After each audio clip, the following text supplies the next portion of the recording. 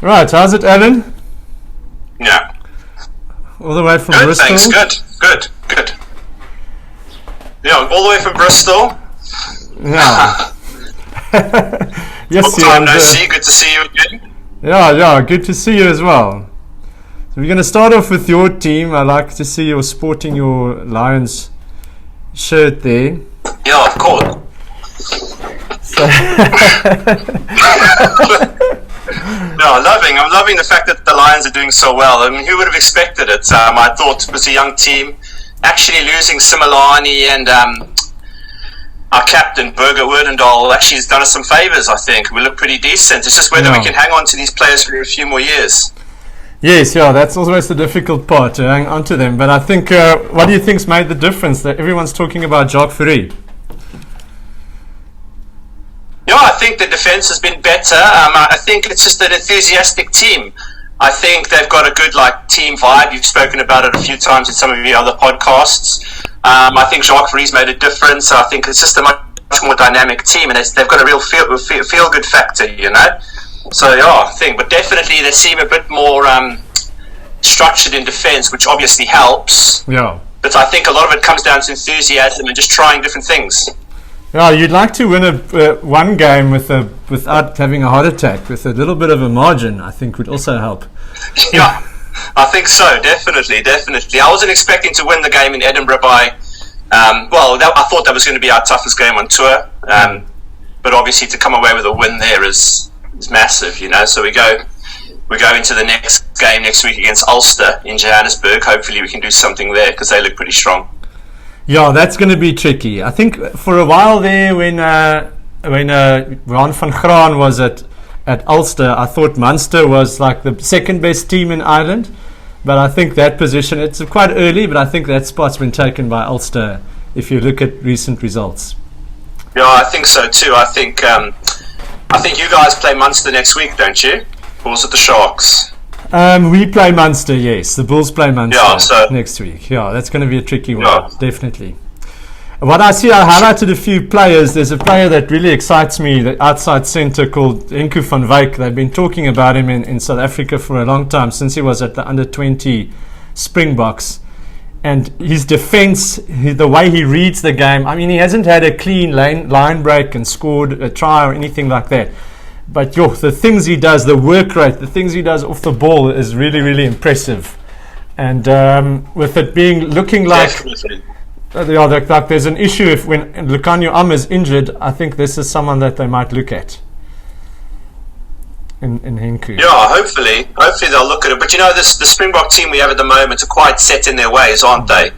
And I think Damien de Allende has a specific role, and I think Armin has a specific role. I think de Allende's job is to bash the ball up and not pass, and then Amp's job is to do something amazing the one time he does get it, Yeah, no. Yeah, if de Allende doesn't have a strong game and get over the gain line, then it sort of looks a bit weak. And then I was also impressed by Frankie Horn, the captain, as a young guy, and it looks like this season he's coming into his own and he's growing into his position. Definitely. A very, very good game he had, and they seem to be playing for each other. There's a lot of trust, and obviously having a young team with a couple of players who've come from the Sharks. Nahamba, he did pretty well, pretty dynamic, very accurate kicking, and the outside centre. His name slips me at the moment. That's Henku van Wyk. That's him, very good pairing that he's had. So good, happy all round, really happy with the way things are going at the moment with the Lions. I was hoping Gianni Lombard would have a huge game where he completely dominates play and stuff, but it was up and down. It seems like it's the same thing sort of with Elton Jantjies is at the Springboks, where he does a few very good things and then he doesn't kick a ball out, or he kicks a ball out on the full or something like that. So he needs to be a bit more polished to actually be in contention for a Springbok spot. Yeah, I agree with you there. I don't think he's quite where he needs to be, but I think that Jordan Hendricks also. It's the same with most of the fly halves we have at the moment. Really, I think lack of consistency. Exactly. I think it's a real pity because we really need it. We have to look at our fly half situation coming up with the tour and stuff like that. So it is a bit drastic, really. But 22-19 away from home, extremely exciting game, great watch against Edinburgh, who's a top side. So, yeah, that was great. We move on. Like we said, Munster looks like they're a little bit on the down, like they're struggling a bit. Connacht lost 3 in a row, and then they beat Munster in an Irish derby. Yeah. So, but they are Munster's 12th and Connacht 14th. So those two Irish sides are struggling a little bit on the log. But great for Connacht, first win of the season. I didn't manage to watch that game. I don't know if you saw any of it. Yeah, I saw some of the game. I think Connacht looked really good. Munster don't seem to have quite the we look at Leinster and we just assume that Munster with their tradition and stuff have got a good, but I think there's been a lot of upheavals, especially with some of the players, like losing Damien de Allende was pretty big for them. RG Snyman hasn't really had any game time for them. They lost Jason Jenkins, and obviously as well. The changing. That's right, and he's gone to Leinster and wow, he had a great game. He did have a great game, and obviously losing the coaches and the coaching setup and stuff, all that stuff has made a big difference to them. So I don't know if they should make top 8, Munster, but we'll have to wait and see, because I mean, obviously Glasgow look pretty strong, and even Benetton are looking really quite, Yeah, look, if they don't beat the Bulls, if they don't start winning at home, they're gonna have a problem. Yeah. They are going to have a problem. It's almost as if that structured game that the Irish teams play, like Leinster, and you've mentioned it before as well, even Ulster, like the things they do are really accurate and really quick, And it just seems that with Munster, it's almost, I'm not quite sure if it's that they're not quite up to speed, or if it's just the combinations thing. They just don't seem to have that same ruthlessness that that Ulster and Leinster have. Even Connacht, I mean, look quite polished, Yes. And obviously the weather always does them a huge favour, but Munster look just a little bit disjointed, which is just not something we mind really as the South Africans. But even against Zebre in the second half, they scored hardly any points in the second half. So okay. They don't have quite the unpredictability that we've come to expect from the Irish team. So that's something that needs to be addressed on their side.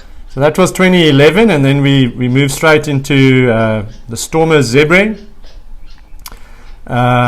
which was a sort of a stop-start game, not a great watch, not a very attractive rugby match to watch, but it's an away win against the Zebre side, who's looking much better. I mean, they went all season, last season, I can't remember, I think they might have won one game. Yeah, I think they did.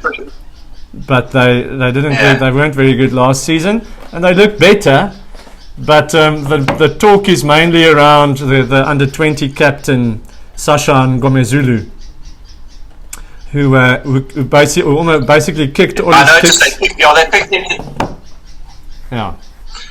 That was a bit of a weird one, that wasn't it? I don't think we were expecting them to hand the kicking duties to him so early on. The thing about the Stormers that I've noticed, they play a really fluid game when they get it going, but man, that game was a hard watch. I don't know what commentators you guys had over there, but the commentators are just put a bit more life into it. You're supposed to be, I don't know if it was the Stormers jerseys that have been washed out or what, but those commentators were so I said to my wife, wow, this commentating is and I mean, I know Tinus Delport's good, and it's good to have South Africans commentating and stuff, but just put a bit more life into it. You're watching an Italian game in Italy, let's have a bit of that Australian style, commentating. Get a bit excited about stuff.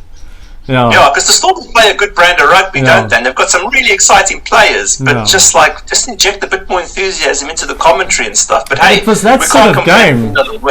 It was that sort of game, it just couldn't get going. They just did what they needed to do, basically, which is sometimes what you have to do away from home, is just make sure you win the game. They won it with a bonus point. Okay, granted, the bottom of the log team from last year, but it's a great result. It's 5 points. It adds to the points difference, and there's a new star coming through that looks like he might be on the radar of the Springbok coaches as well, possibly. Yeah, hopefully. I mean, there are options out there for the Springboks, but it's about getting that consistency. We really want to see these players perform, and the Stormers have looked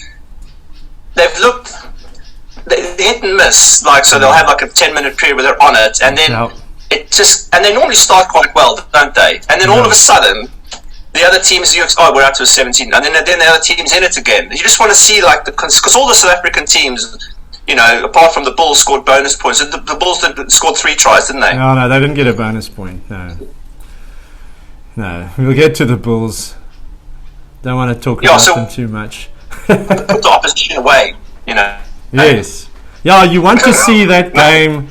You want to see that game where, even against Connacht last week, the Bulls, we want to see games where we win convincingly and score a lot of tries and put up a big score like Leinster did and like Glasgow did, and that's the sort of thing that really makes the fans happy. Yeah. So I've lost a little bit of internet especially when you've got the Northern Hemisphere. Yeah, the Northern Hemisphere, some of them are questioning whether we should be in there, but having results like like the Leinster result and the Glasgow result helps, because the argument is this the strong league. And I would say to them, my counterpoint to that is, we've made it an interesting league, because even in the Super Rugby, if you look at the results that were coming there were massive wins by the New Zealand teams, and the same even the Premiership teams, like in the England and France. It's very one-sided. So it's good to see that the Northern Hemisphere coming into their own now, and a bit of variation, we don't want. Obviously, we want that the South African teams run away with it and we take the top 4 places, but we don't want it to get to a situation where they say, listen, it's being dominated by South Africa. Maybe we should look at other options. So Leinster's still very strong. Ulster's going to be very tricky. Glasgow, I said last week, with what's his name, Franco Smith coaching, a South African guy coaching Glasgow, I said there's trouble coming for this game, but we'll get to that. I don't want to jump ahead. Then it was Leinster Sharks. Yes, so what a rugby game. For the first 50 minutes, I thought, I don't know who's going to win this game, and it's a great match.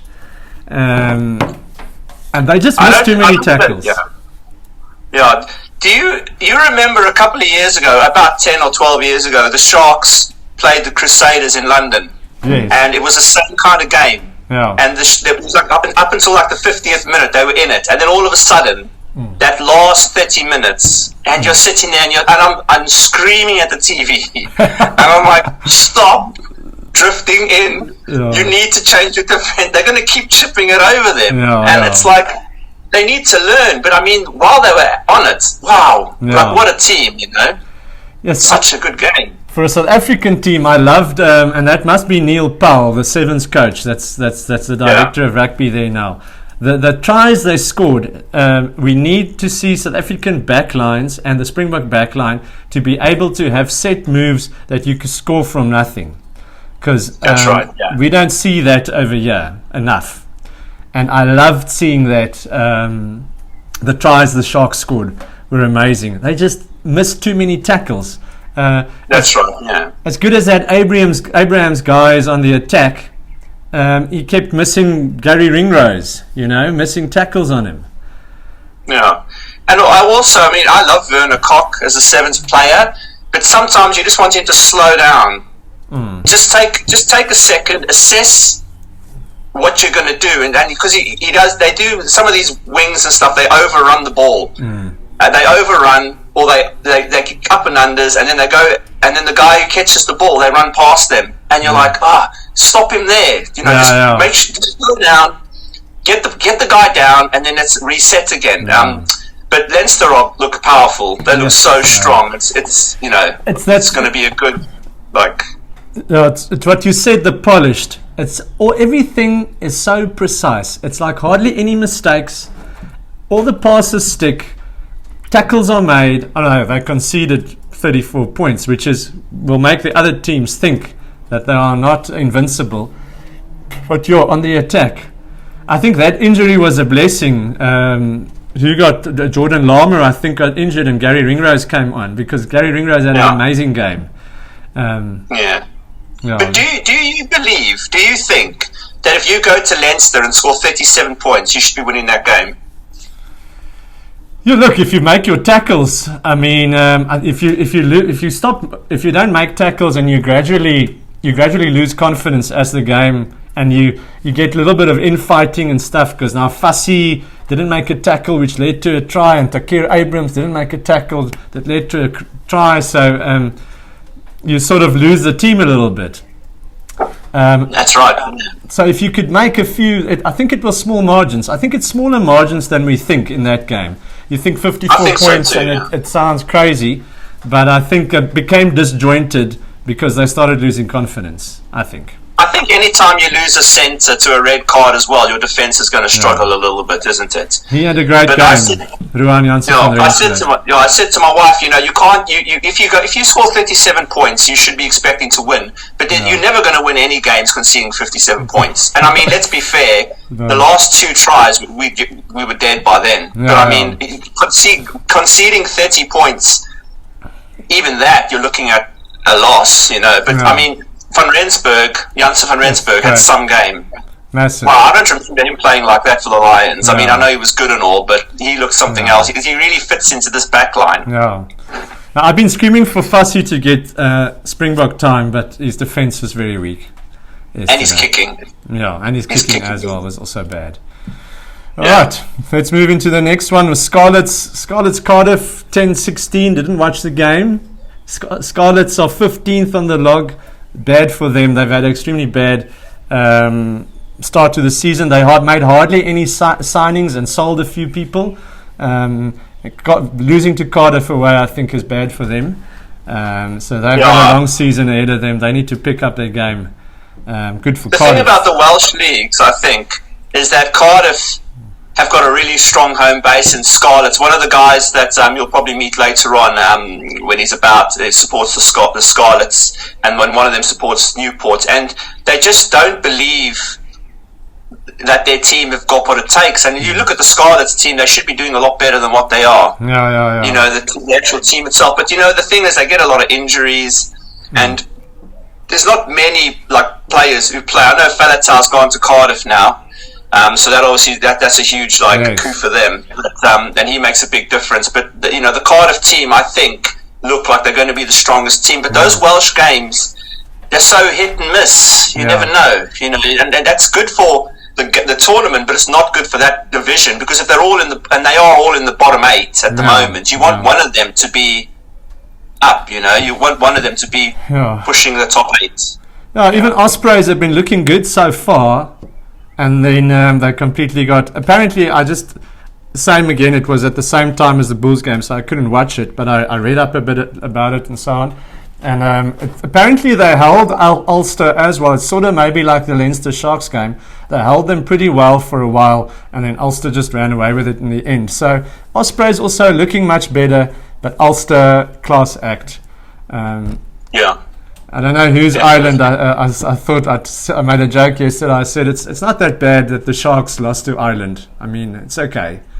It's not bad at all, is it? No. And then you got Dwayne Vermeulen in the Ulster team, and their defense is incredible. The way they organize themselves, and they seem to travel. They seem to go to the wings a bit quicker than Leinster do. Leinster seem to have a bit more forward orientated game, and in and around and these little in passes. The Sexton. One of their tactics must be that guy annoying us and then going at the ref, Sexton. But I mean, Ulster look like an amazing team. They look so good, polished, So I think they'll probably be second, and they've got the chances they could be Leinster as well. So we need them to do us a bit of a favour. If you've got 2 strong teams like that, it's very good for your national team. But obviously, we're going to talk about the Springboks and the Irish at a later stage. But we have to mention they're obviously top ranked in the world, and it's because of the quality of their club rugby, of their provincial rugby. Okay, then the game that I really do not actually want to talk about is the Glasgow Warriors against the Bulls. What I want to start with is, as a Bulls fan, obviously, as people know, is that one of the most frustrating things about being a Bulls fan is that they are good one day, and then the next game it looks as if they just showed up. as if they just showed up. There was no energy. It just looked as if they were just on the field, not taking nothing away from Glasgow. They were brilliant. They were very good, and I expected a big game because the South African coach would have charged them up. He would have told them exactly what the culture is in the Bulls and the way they play and the way they want to win the game, and they counted them. It's actually good for the competition. I don't want to sound like John Kirwan, who says it's a good loss every single time the All Blacks lose. But we won. Glasgow lost to Leinster. What was the score? The last game, the quarter-final last season. Yeah, it was a big one. It was like, I think, yeah, it was 70 it was like a odd 50 something. point running then, yeah. You don't want to see that. You don't want to see that in this competition. We want everyone to do well. But yeah, wow, they were so good. I was waiting for the Bulls to get into the game, and it just didn't happen. Look, and you know what I feel about the Ben Whitehouses and Brace and Adamson. There's no consistency, but that didn't cost the Bulls the game. But no, I don't think so. I would like, the one point I'd like to make, or probably two quick points, is first of all, Jake White went into the game and he dropped Goosen, and straight away I thought because of the pitch, right? They said it's because of the pitch. Yeah, and now my issue is that we know if a coach comes out and says that, I believe it affects the players to a point. The players don't believe that. They're thinking, okay, the pitch. You only need half an excuse to come out and go, well, we couldn't blame that for whatever. And so, I mean, they're obviously not comfortable playing on these synthetic pitches. And I imagine it takes a little bit of getting used to. And the second thing, and it's the same with the Sharks game. When the referee's refereeing the way he is, you'd like your players to adapt a little bit quicker, I think. Sometimes we just tend to not do that quite as quick as I'd like, you know. It takes the wind out of your sails, because every time there's a penalty, you've got all the Bulls players standing around the ruck with their hands in the air, and they can't see what the ref is seeing. My biggest frustration at the moment, Alan, is the hands over the ruck, the ceiling thing. It happens 15 times a game, and it gets blown 3 or 4 times a game. They just pick these, and it's often on the attack, 7 meters out. And then all of a sudden, now they're sealing. And then you see it 3 seconds later, the other team's doing it, and it just gets let go. But I did make, and one of my notes here was that the referees this week was actually much better. There were no big moments, no big mistakes that you thought this cost someone the game. The referees took a back seat this week for me. They were, in general, they were much better because obviously refs are in the spotlight at the moment. I thought it was. I think the players have to take some responsibility as well, because the tackling has been better.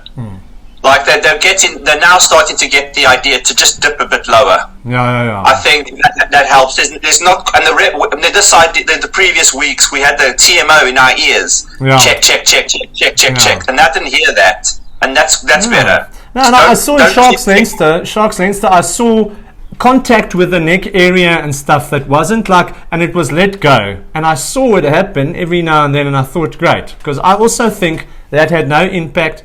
There was no malicious intent, whatever. It's just a little bit of a slip up. Every time someone touches the neck area, it can't become like soccer. Now we have to go have a look, you know? That Italian ref in the Connacht Bulls game. I was at the stadium. I sat there and waited for that guy.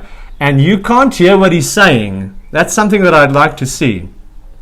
That at the stadium that you can hear what the ref is saying, because then at least you're involved in the decision. But I'm sitting there and these people are talking for days, and I don't know what the hell's going on. Respectfully, I have to disagree with you, because you're going to create unnecessary pressure. You imagine the amount of pressure a referee would be under. That's fine. They must be under pressure. They're going to start throwing beer bottles at the poor guy and stuff. And if you have a referee, especially you Bulls guys, you're pretty one-sided. So we're only allowed plastic cups, though, so we can't throw bottles.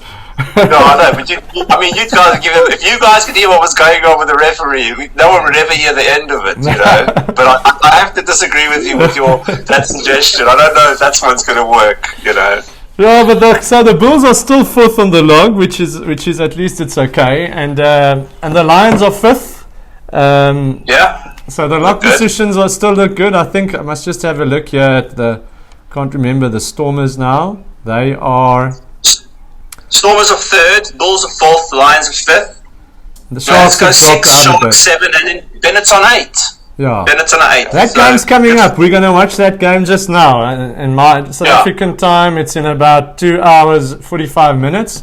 So we did our chat, but I love Benetton. I just want to say. Maybe it's because they beat the Bulls in during COVID times. I love the way they play. And they're sort of an underdog. I hope they have a good season. I hope they make it into the playoffs. That would be great. They are currently 8th, so I would love it if they make it into that. Yeah, I'm pretty happy with them. I would like to see one of the Welsh teams do a bit better, though. Maybe even I would like them to get their stuff together, because it would help to have these Welsh friends of mine willing to talk about the URC. Because I'm going to watch it, and they're not interested at the moment. They're just, no, we're rubbish and stuff like that. So hopefully they can do a bit better. I might pick a Welsh team and see if I can go and see them and get some support going for them. Because you're in Bristol, so you're quite close to Wales, yeah. Yeah. So I hope we would like to think that we can go and watch some games and stuff, especially even watching games in Bristol. And I think the Springboks are playing Bristol this year, and we've got tickets to go and watch that. So great go stuff. Barker, Great stuff. But in any case, Joss, anything else you want to say about the league? Just quickly, looking at the leagues for England and stuff, and also the URC big games next week. Yeah. Obviously, we've already discussed them and stuff like that. Lions, Ulster. You guys are playing Munster away. It's your second away game, so that's pretty big. Yeah. Scarlets are playing Zebre, so one of those teams will get a good win that they deserve. And then in the English League, we've got Exeter and Sale, who've also got a heavy South African contingent. Yeah. Second at the moment, so that's really good for the South Africans as well to have those players playing well there, and we're going to see them a lot in the Champions Cup, but maybe we can discuss that at another time, those leagues, and just see where we need to do like an intro on what we need to be looking forward to, because those French officials, they don't show you replays. Don't show you replays, no. So when you're in France and you're expecting a replay, it's not coming. So the director doesn't put it up so that the crowd can sway the ref and stuff. No, he doesn't put it up. So unless it's against you, so and we should anticipate that. Just for the sake of I can't wait for that. The fixtures came out, but like you say, that's something that we'll discuss on another video. So I hope the South African teams do well again next week. But there's going to be, especially the Lions and the Bulls, are going to have very difficult games, I think. Very, very difficult games, but it's good. It's a lovely. I love this tournament. I'm so happy we've joined the URC, and I'm sure that New Zealand and Australia are missing us. Hopefully, just a little bit. Yeah, I hope so too. Thanks, Alan. Cheers, man. I might have a bit too early for a beer of yours. Just show me your sandwich or something. No, I got a jam bagel. Okay. Cheers, man. Cheers, Hans. Have a good day. All right. Okay, you too.